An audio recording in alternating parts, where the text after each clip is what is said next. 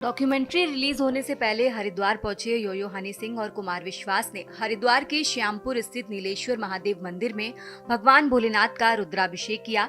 हनी सिंह ने दक्षिण काली मंदिर में मां का आशीर्वाद लेने के बाद भगवान भोलेनाथ के द्वार पहुंचे। इस दौरान हनी सिंह की झलक पाने के लिए उनके फैंस की भीड़ जमा हो गई।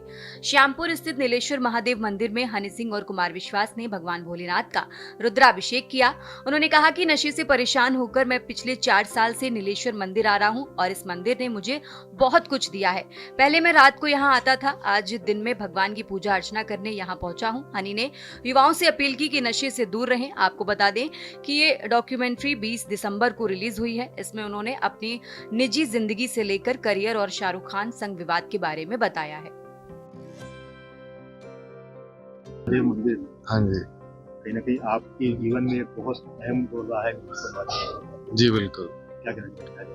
बस तकरीबन 4 साल से मैं इस मंदिर में आ रहा हूँ, महादेव की पूजा कर रहा हूँ और उनका ध्यान कर रहा हूँ। और 4 साल में जो मेरी ज़िंदगी बदली है वो सिर्फ मैं ही महसूस कर सकता हूँ। और इस मंदिर ने मुझे बहुत कुछ दिया। आज पहली बार मैं आप सबके सामने दिन में इस मंदिर में आ रहा हूँ, नहीं तो मैं रात को चोरी छुपे आता था और अपना ध्यान करके और महादेव का आशीर्वाद लेके चले जाता था।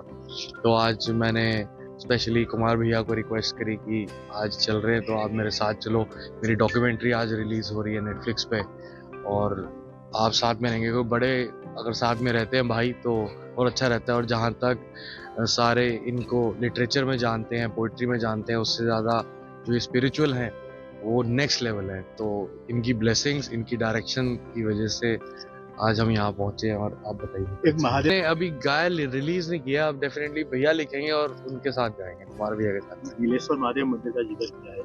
हाँ मैं लिख रहा हूँ, अभी कर रहे हैं अभी उसको। अभी मैंने रिलीज नहीं किया है किसी भी एक गाने को, लेकिन डेफिनेटली जल्दी शिवरात्रि पे कोई ना कोई गीत महादेव के लिए जरूर। आपके जीवन पर आधारित है जो जी जी।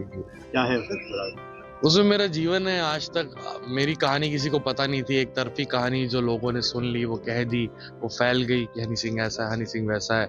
और मीडिया से भी मेरा ज़्यादा ताल्लुक रहता नहीं था, तो मीडिया को भी जो सुनने को मिलता था वो छाप देते थे। फिर तकरीबन 6-7 साल में गायब रहा। उस साल में क्या हुआ, उन दिनों में क्या हुआ, वो सब कुछ है उसमें। आपको उम्मीद है कि मुझे पसंद आएगी। यहाँ है तो लोगों से कुछ कहेंगे, युवाओं से कुछ कहना चाहेंगे? युवाओं से ये कहना चाहूँगा कि सबसे बड़ी जो आज के देश में हिंदुस्तान के लिए साजिश की जा रही है वो है नशे।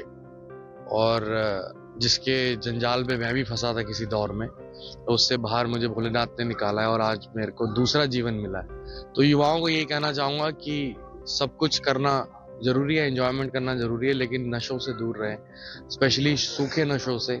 और स्पेशली हमारी सोसाइटी में आजकल ये बहुत स्कैम चल रहा है और ये बहुत गंदा तरीका चल रहा है इस नशों को बेचने का, सूखे नशों को बेचने का, महादेव का प्रसाद बोल के। सूखे नशे कभी भी महादेव का प्रसाद नहीं है। महादेव ने विष पिया था, क्या हम पी सकते हैं? नहीं।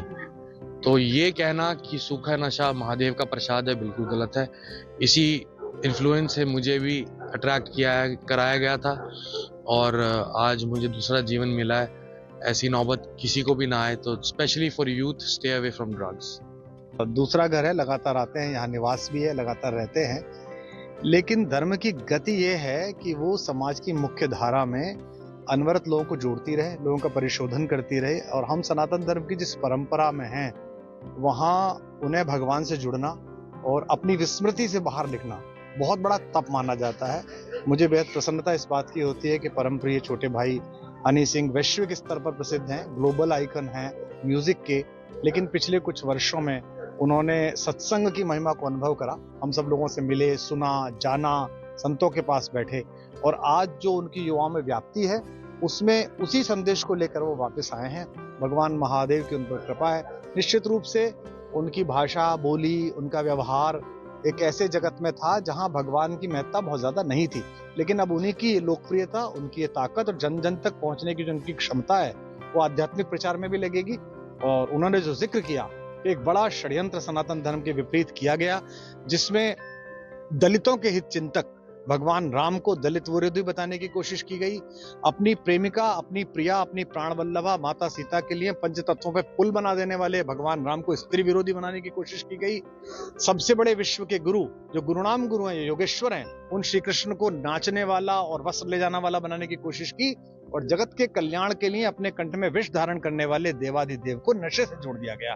ये एक षड्यंत्र था। इसमें बॉलीवुड भी शामिल था, इसमें पथभ्रष्ट बुद्धिजीविता भी शामिल थी, इसमें वामपंथी षड्यंत्रकारी भी शामिल थे, और भारत की युवा चेतना को भ्रष्ट करने की जो वैश्विक षड्यंत्र था उसके लोग भी शामिल थे। और मैं आशा करता हूं कि यो हनी सिंह का ये जो पुनर्जन्म हुआ है भारतीय आध्यात्मिक चेतना की तरफ, ये एक बड़ा काम करेगा। और हम सब उनसे आशा करते हैं कि वो जिस तरह युवाओं में अपना संगीत लेकर गए और जिस तरह उनकी लोकप्रियता हुई, अब वो इसी स्वरूप पे और इसी व्याप्ति के माध्यम से सनातन धर्म को, भगवान महादेव की महिमा को, भगवान राम की, और उनका आग्रह है तो इसलिए मैं उनके लिए लिख भी रहा हूं। और मैं आशा करता हूं कि जिस प्रकार हर गली, हर शादी, हर फंक्शन, हर उत्सव धर्मिता में उनका स्वर गूंजा, भारत की हर पूजा में, हर आरती में जब यो हनी सिंह का स्वर गूंजने लगेगा, तब मैं मानूंगा कि उनकी यात्रा थोड़ी सी आगे। आज उनकी एक फिल्म उनके लिए बड़ा दिन है, पूरा परिवार उनका भावुक है, माताजी भावुक है, हम सब लोग भी भावुक हैं कि उन्होंने जो संघर्ष किया, एक सामान्य परिवार से आके विश्व भर में उन्होंने अपना नाम कमाया। उस बीच में पड़ाव में बहुत सारी चीजें आई,